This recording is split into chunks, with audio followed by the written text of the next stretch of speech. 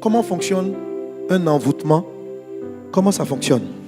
Donc je tiens une voiture télécommandée.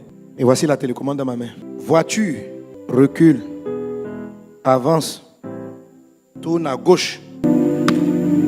Je contrôle le véhicule. Je contrôle son orientation. Je ne suis pas dans la voiture, mais je dis à la voiture ce qu'elle doit faire. C'est comme ça fonctionne un envoûtement. La personne ou l'hôtel, peu importe, est à l'extérieur, mais arrive à avoir une incidence sur ton corps pour te dire sois malade demain, pour pas aller au travail. Je t'envoie un cancer, je t'envoie palure, je t'envoie ceci. Il contrôle. C'est comme si cet esprit-là arrivait à savoir qu'est-ce que tu faisais, qu'est-ce que tu avais, et à prendre le contrôle.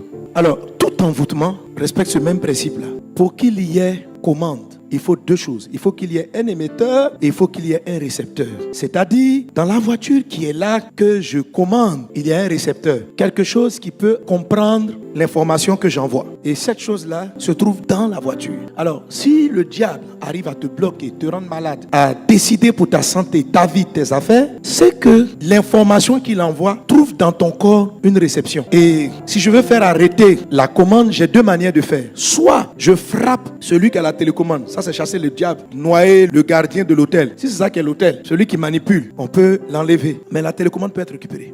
Pharaon est mort, non? Mais il y a un autre pharaon qui est revenu en Égypte. La véritable délivrance, la finale, c'est quand tu tues ou tu arrêtes le récepteur qui se trouve à ton niveau. Alors, ce que je fais, je prends la voiture, je coupe le récepteur, j'ai toujours l'émetteur, mon émetteur est bien allumé et je lui envoie les sortilèges. Reviens en arrière, tourne à gauche, tourne à droite. Vois-tu, je te parle. Quelle que soit la manipulation, ça n'a aucun effet parce que j'ai éteint ce qui en moi faisait que je recevais le message. Amen. Alors, il y a une dimension dans laquelle tu rentres où les sorciers, quels qu'ils sont, ils peuvent rien te faire. Jésus pouvait dire en Jean chapitre 14, verset 30, « Je ne parlerai plus guère avec vous, car le prince de ce monde vient, mais il n'a rien en moi. » C'est-à-dire, dans ma vie, il n'y a rien qui lui permette d'agir sur moi. Rien. Que Satan n'ait rien qui soit en toi. Alléluia. Donc, désactive à ton niveau. Là, c'est un travail personnel. Je vous en supplie, frère. Ne croyez pas que votre victoire est manifestée quand tous les autels sont tombés. La véritable victoire, c'est d'être invulnérable. Parce que les sorciers, il y en aura toujours jusqu'à la fin du monde. Ils vont exister. Il faut que tu rentres dans la dimension où tu es inenvoûtable. Balaam pouvait dire, le sortilège, l'enchantement ne peut rien. En Nombre chapitre 23, contre Israël. Il dit parce qu'il n'y a pas d'iniquité en eux. Il n'y a pas d'iniquité en eux. Et c'est ça que je te parlais. Quelle est cette chose à désactiver? C'est ta chair. Les désirs de la chair. Pourquoi le diable a accès aux désirs de notre chair? Genèse chapitre 3 verset 14 nous donne une information majeure. L'Éternel Dieu dit au serpent, et on lit ensemble la dernière partie, et tu mangeras de la poussière tous les jours de ta vie. Alors frère, les serpents, selon leur taille, ils mangent des rats, des margouillards, des choses comme ça. Mais ils n'ont pas pour nourriture la poussière. Au verset 19, voilà ce que Dieu dit. Dieu dit maintenant à l'homme, Adam, tu sais quoi? Et tu retourneras dans la... Verset 14, le serpent mange là. Et Adam est... On mange qui? Est-ce qu'on est ensemble? Quand on dit poussière, c'est la chair.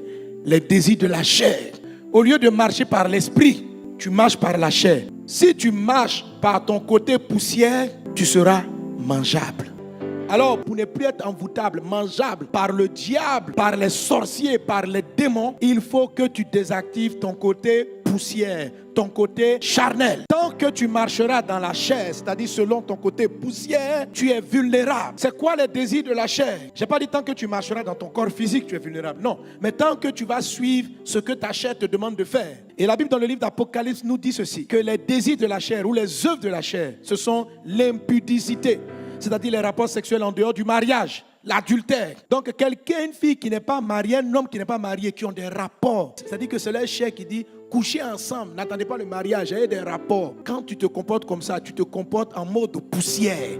Satan te mange quand il veut. Les œuvres de la chair, ce sont l'impureté, la dissolution. Le mot dissolution dans d'autres versions, c'est écrit les querelles. Quelqu'un qui est irritable, qui est coléreux. Ce sont les désirs de la chair. C'est-à-dire que la colère te remplit et puis tu dis des choses par la colère. Tu es contrôlé par Satan. Il peut te bouffer. Parce que tu n'es plus en train de marcher selon ta nature spirituelle, mais tu es en train de marcher selon les désirs de ta chair. Tu deviens vulnérable. Les envoûtements trouvent leur point d'accroche, leur réception dans notre côté charnel. La Bible dit les œuvres de la chair, c'est quoi? L'impudicité, l'impureté, la dissolution, l'idolâtrie, la magie, les inimitiés. Les palabres, là, les inimitiés. J'ai des ennemis, tu détestes ton voisin, ta voisine, des personnes. C'est dans la haine, l'amertume. C'est là que Satan trouve. quand tu commences à haïr, il dit, tu es mangeable. Il y a une de mes filles qui est venue me voir hier, m'a expliqué un témoignage.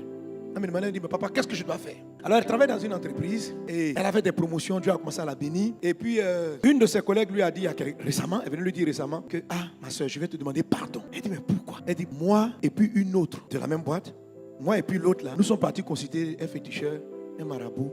Mais c'est pas moi, la dame dit, c'est pas moi-même la chef, quoi, c'est mon ami là. On est parti la consulter pour qu'il fasse des incantations pour bloquer ton avancée. On a qu'à enlever ton étoile. Si on peut te renvoyer même, tout ça.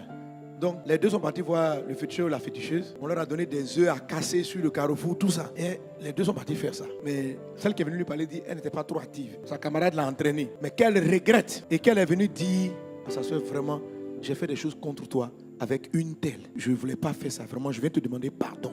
Mais on est parti voir un féticheur, une féticheuse là, contre toi. Donc, ma fille a dit, ah bon? Et elle ne sait plus comment prier. Si elle doit lire, en tout cas, elle s'est embrouillée. Et puis donc, heureusement qu'elle a eu la sagesse de me poser la question. Et lui, tu veux savoir, même celle qui est venue te parler n'est pas ton amie. C'est ton ennemi même. La plus dangereuse même, c'est elle. Elle dit, ah bon? Je dis, oui. Il y a longtemps, ils ont fait leur incantation. Mais ça n'a pas eu d'effet sur toi. Ça n'a pas eu d'effet. Parce que ma fille là me dit, mais effectivement, quand elle décrit la période qu'ils ont fait, je me sentis bizarre. Je me levais, je sentais des trucs. Donc, je priais. Je dis, tu vois, mais ils n'ont rien pu faire. Tu n'as pas perdu ton travail. Tout va bien. Bien au contraire, même tu as eu de la promotion. Elle dit, oui. Je dis, tu vois ce qu'elle est en train de faire? C'est parce que tu as marché par l'esprit. Comme elles voient que tous leurs sortilèges ne t'atteignent pas, elles ont dû essayer maintenant de venir activer ta chair. Donc en venant te dire que telle copine est contre toi, le but c'est de créer dans ton cœur de l'amertume, de la haine, de la colère contre la dernière. Et si elle déclenche la colère, là tu es charnel.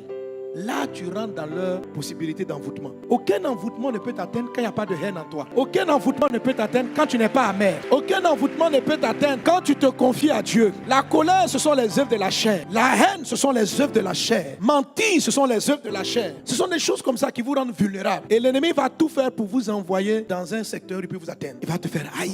Il va t'envoyer pour te dire, voilà ce que les gens disent de toi. Mais s'ils étaient forts, ils t'auraient tué.